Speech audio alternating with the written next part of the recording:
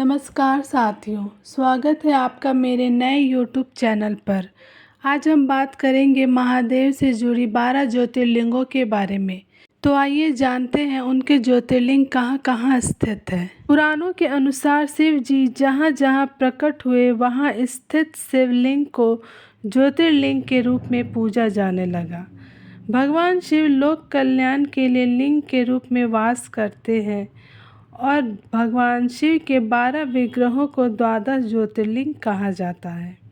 भारतवर्ष में यह 12 ज्योतिर्लिंग अलग अलग स्थानों पर स्थित है। मान्यता है कि भगवान शिव के 12 ज्योतिर्लिंग के दर्शन मात्र से ही सभी कष्ट दूर हो जाते हैं और मोक्ष की प्राप्ति होती है। ज्योतिर्लिंग का अर्थ होता है भगवान शिव का ज्योति के रूप में प्रकट होना। इसके अलावा ज्योतिर्लिंग मानव द्वारा निर्मित नहीं होते, बल्कि वे स्वयं प्रकट होते हैं। आइए आज हम आपको उन 12 ज्योतिर्लिंगों के बारे में बताते हैं, जिनमें से पहला ज्योतिर्लिंग है सोमनाथ का ज्योतिर्लिंग। सोमनाथ मंदिर गुजरात के प्रभास पाटन शहर में समुद्र के किनारे स्थित है। कहा जाता है इस मंदिर को 17 बार तोड़ा गया है और फिर भी यह आज उसी भव्यता के साथ खड़ा है। सोमनाथ मंदिर सभी 12 ज्योतिर्लिंगों में सबसे बड़ा ज्योतिर्लिंग है। पौराणिक मान्यताओं के आधार पर राजा दक्ष ने अपनी 27 कन्याओं का विवाह चंद्रमा से किया था, लेकिन चंद्रमा उनमें केवल रोहिणी को ही अपनी पत्नी का दर्जा दिया था। इस बात का पता चलने पर राजा दक्ष क्रोधित हुए और चंद्रमा को प्रकाशहीन होने का श्राप दे दिया, जिसके बाद चंद्रमा ने ब्रह्मा जी के कहने पर शिव जी की कठोर तपस्या की, जिससे प्रसन्न होकर महादेव ने चंद्रमा को श्राप से मुक्ति दिला दी। इसके पश्चात जिस स्थान पर चंद्रमा ने तपस्या की उस स्थान पर शिव जी का एक स्वर्ण मंदिर बनवाया और जो ज्योतिर्लिंग यहाँ प्रकट हुआ वह चंद्रमा के स्वामी यानी सोमनाथ के नाम से विख्यात हुआ। ऐसा कहा जाता है मंदिर के पास भगवान श्री कृष्ण एक बहेलिये के द्वारा मारे गए थे और वैकुंठ वापस चले गए थे। शिव का यह धाम परम पावन और दिव्य है। यहाँ आने वाले श्रद्धालुओं की मनोकामना भगवान सोमनाथ पूरी कर देते हैं। दूसरा ज्योतिर्लिंग है मल्लिकार्जुन का ज्योतिर्लिंग। मल्लिकार्जुन आंध्र प्रदेश के श्रीशैलम पहाड़ी में बसा है और कृष्णा नदी के किनारे स्थित है। मल्लिकार्जुन ज्योतिर्लिंग को दक्षिण का कैलाश भी कहा जाता है। यहाँ एक शक्ति पीठ भी है जो इस स्थान को और व्यापक बनाता है। इससे जुड़ी एक कथा भी प्रचलित है। श्री गणेश जी के ब्रह्मांड की परिक्रमा में विजय और विवाह की बात ज्ञात होने के पश्चात भगवान कुमार कार्तिकेय रूठकर क्रौंच पर्वत पर जाकर रहने लगे। कुमार कार्तिकेय को मनाने के लिए भगवान शिव और माता पार्वती भी वहां पहुंचे। उनके प्रतीक रूप में जो ज्योतिर्लिंग प्रकट हुआ वो मल्लिकार्जुन के नाम से प्रसिद्ध हुआ। मल्लिका का अर्थ पार्वती और अर्जुन शब्द का अर्थ शिव है। तीसरा ज्योतिर्लिंग है महाकाल ज्योतिर्लिंग। पौराणिक मान्यताओं के आधार पर उज्जैन में कोई भी शासक, राजा या मंत्री रात नहीं बिता सकता है, क्योंकि महाकाल ही उज्जैन के राजा है। यह एक अनोखी परंपरा है। यदि कोई राजा या मंत्री उज्जैन में रात्रि के समय रुकता है तो अगले ही दिन उसकी सरकार गिर जाती है। कहा जाता है विक्रमादित्य के समय से ही कोई भी राजा या शासक यहाँ रात्रि नहीं बिताता है। उज्जैन के महाकाल को दक्षिण मुखी महाकाल के नाम से भी जाना जाता है, क्योंकि पूरे संसार में केवल उज्जैन के शिवलिंग का जलाधारी दक्षिण दिशा की ओर है। चौथा ज्योतिर्लिंग है ओमकारेश्वर ज्योतिर्लिंग। यह मध्य प्रदेश के खंडवा जिले में नर्मदा नदी के बीच मनधाता द्वीप पर स्थित है। यह 12 ज्योतिर्लिंगों में से एक है। ओम के आकार के पहाड़ी पर बसे ओमकारेश्वर मंदिर की बात कुछ अलग ही है।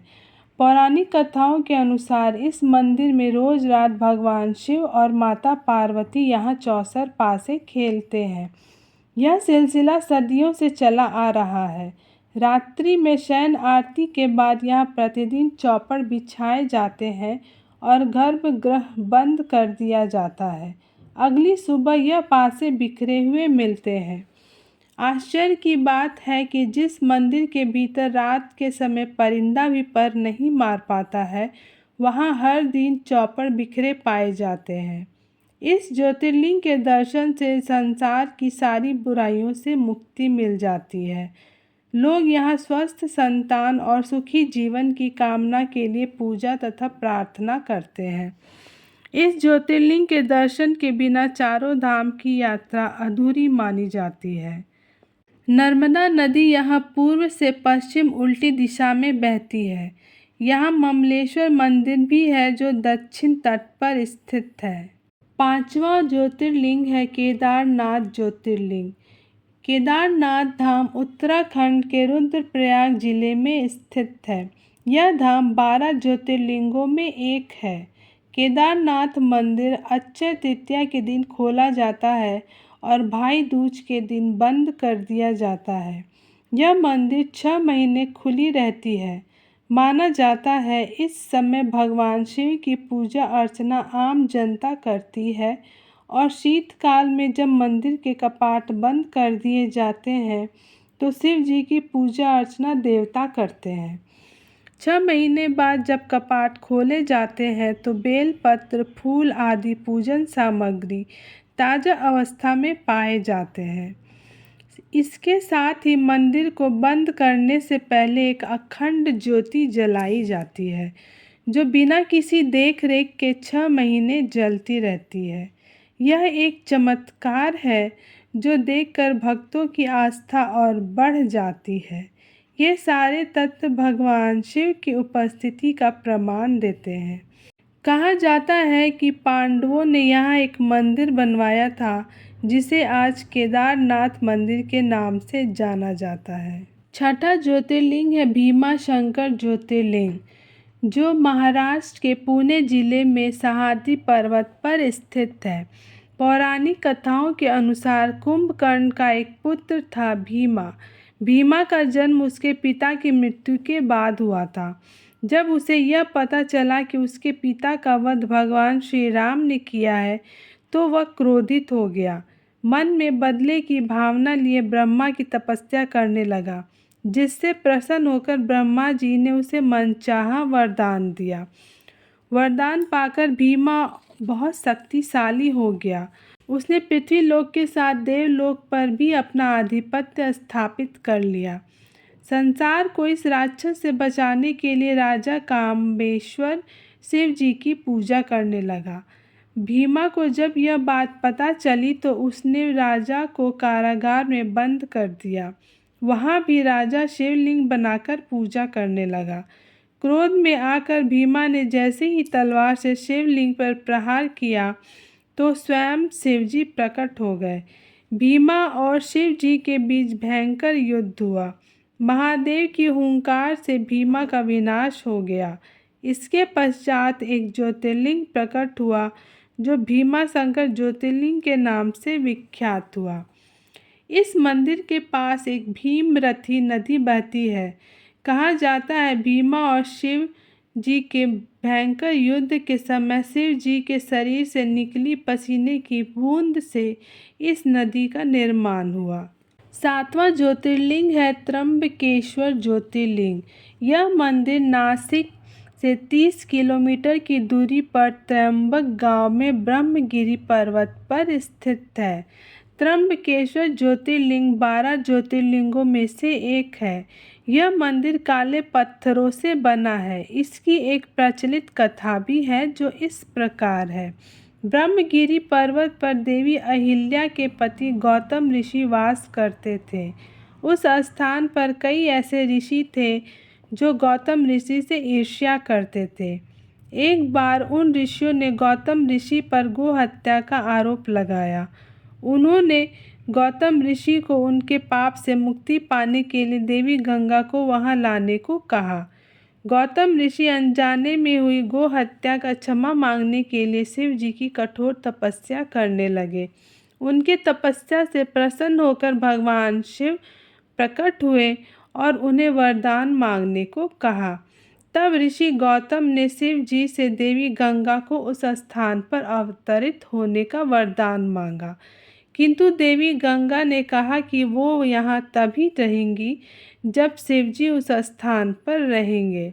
तब महादेव ने तथास्तु कहा और वो यहाँ त्र्यंबकेश्वर ज्योतिर्लिंग के रूप में प्रकट हो गए।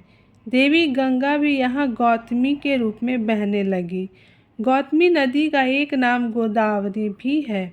त्र्यंबकेश्वर ज्योतिर्लिंग में 3 छोटे छोटे लिंग हैं जो ब्रह्मा, विष्णु और महेश को दर्शाते हैं, और ये लिंग अंदर की तरफ है, ना कि उभरा हुआ है, जो एक चमत्कार ही है।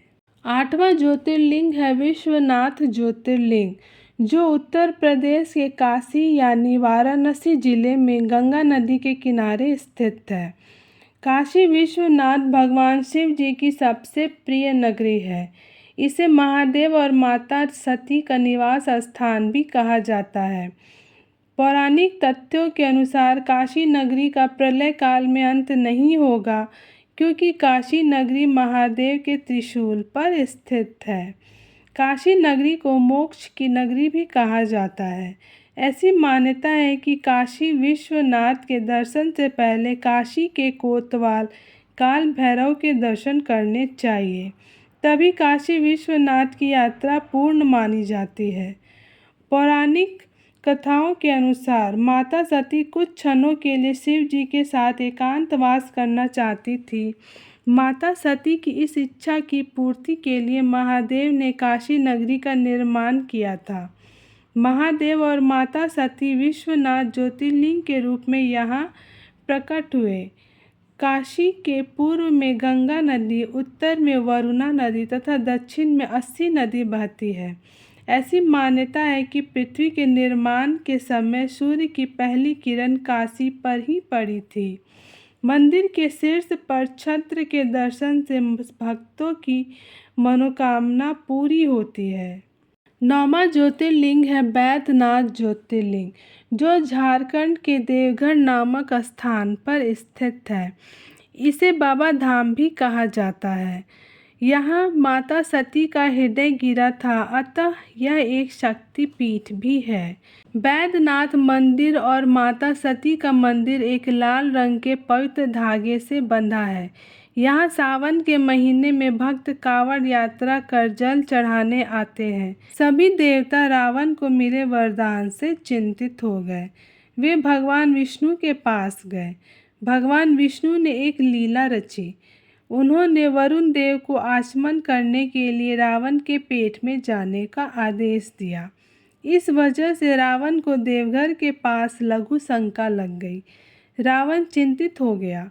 उसे वहाँ एक बैजू नाम का ग्वालर दिखाई दिया। रावण ने बैजू को शिवलिंग पकड़ाकर लघु शंका करने चला गया। वरुण देव की वजह से रावण कई घंटों तक लघु शंका करता रहा। बैजू रूप में भगवान विष्णु ने मौके का फायदा उठाते हुए शिवलिंग को वहीं स्थापित कर दिया, इसलिए वह शिवलिंग वहीं स्थापित हो गया। इस वजह से इस जगह का नाम बैजनाथ धाम हो गया। हालांकि इसे रावणेश्वर धाम के नाम से भी कहा जाना जाता है। 10वां ज्योतिर्लिंग है नागेश्वर ज्योतिर्लिंग। इसकी कहानी एक शिव भक्त सुप्रिया से जुड़ी है, जिसे दारुक नामक राक्षस ने बंदी बना लिया था। सुप्रिया ने कारागार में भी शिव भगवान की पूजा जारी रखी और अपनी रक्षा के लिए प्रार्थना की। भगवान शिव ने प्रकट होकर राक्षस को हराया और उसी स्थान पर ज्योतिर्लिंग के रूप में स्थापित हो गए। इस तरह भगवान शिव नागेश्वर कहलाए, जिसका अर्थ है नागों का ईश्वर। 11वां ज्योतिर्लिंग है रामेश्वरम ज्योतिर्लिंग, जो तमिलनाडु के रामनाथ जिले में स्थित है। रामेश्वरम 4 धामों में से एक है। इसे 11वां ज्योतिर्लिंग भी माना जाता है। कहा जाता है इस ज्योतिर्लिंग के दर्शन से सभी रोगों से मुक्ति मिलती है। इससे जुड़ी एक कथा प्रचलित है। रावण एक ब्राह्मण था, इसलिए रावण का वध करने से भगवान श्री राम को ब्रह्म हत्या का पाप लगा था। इस पाप से मुक्ति पाने के लिए पुरोहितों ने उन्हें शिवलिंग की स्थापना कर अभिषेक करने को कहा। इसके लिए भगवान श्री राम ने हनुमान जी को काशी से लिंग लाने को कहा। विलंब होने पर माता सीता ने रेत से एक लिंग का निर्माण किया, जिसकी पूजा श्री राम ने की और ब्रह्म हत्या के पापों से मुक्त हो गए। हनुमान जी जब लिंग लेकर आए तो भगवान श्री राम ने उसकी भी स्थापना की और कहा कि भक्त पहले विश्वलिंगम तथा बाद में रामेश्वरम लिंग के दर्शन करेंगे। भगवान श्री राम ने यहाँ 22 तीर्थ कुंडों का निर्माण भी किया है। कहा जाता है कि इन कुंडों में स्नान करने से व्यक्ति रोग मुक्त हो जाता है। राम सेतु के वो पत्थर जो पानी में डूबते नहीं हैं, जो नल और नील द्वारा फेंके गए थे, आज भी वहाँ मौजूद है।